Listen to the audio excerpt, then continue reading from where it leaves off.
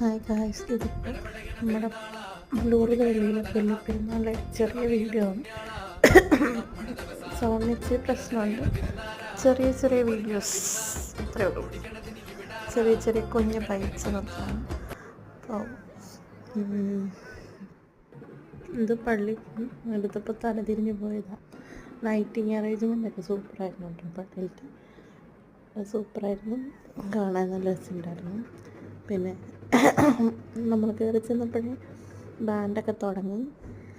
ബാൻഡും കാര്യങ്ങളും ഭയങ്കര ബഹളമൊക്കെ ആയിരുന്നു കേട്ടോ. അപ്പം